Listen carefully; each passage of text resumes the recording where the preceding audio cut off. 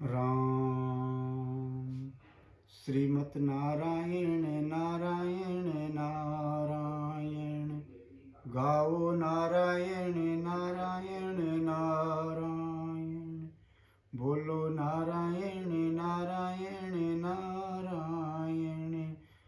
श्रीमत नारायण नारायण नारायण, गाओ नारायण नारायण नारायण। बोलिए वृंदावन बिहारी लाल की जय। धर्म क्षेत्र कुरुक्षेत्र। कुरुक्षेत्र में देवताओं ने यज्ञ किया था। राजा कुरु ने भी यहाँ तपस्या की थी। यज्ञादि धर्ममय कार्य होने से तथा राजा कुरु की तपस्या भूमि होने से इसको धर्म भूमि कुरुक्षेत्र कहा गया है। यहाँ धर्म क्षेत्र और कुरुक्षेत्र पदों में क्षेत्र शब्द देने में धृतराष्ट्र का अभिप्राय है कि ये अपनी कुरुवंशियों की भूमि है। ये केवल लड़ाई की भूमि ही नहीं है, परंतु तीर्थ भूमि भी है, जिसमें प्राणी जीते जी पवित्र कर्म करके अपना कल्याण कर सकते हैं। इस तरह लौकिक और पारलौकिक सब तरह का लाभ हो जाए, ऐसा विचार करके एवं श्रेष्ठ पुरुषों की सहमति लेकर ही युद्ध के लिए यह भूमि चुनी गई है।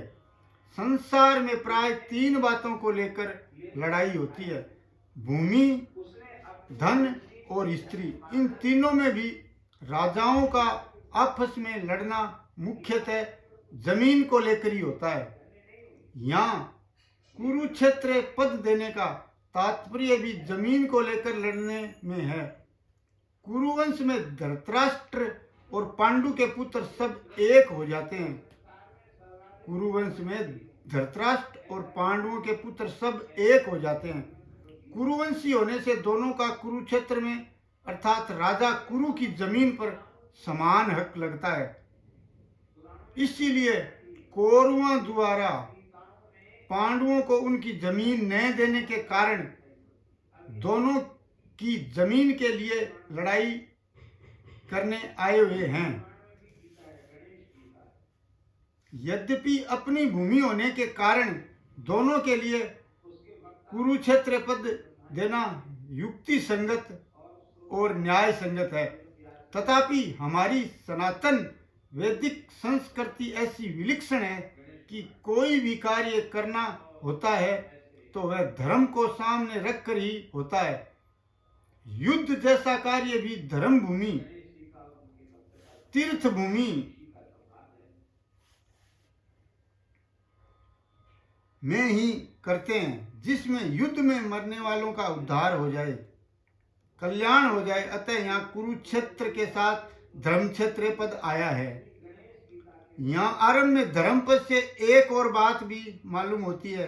अगर आरंभ के धर्म पद में धर लिया जाए और 18वें अध्याय के अंतिम श्लोक के मम पद में मैं लिया जाए तो धर्म शब्द बन जाता है।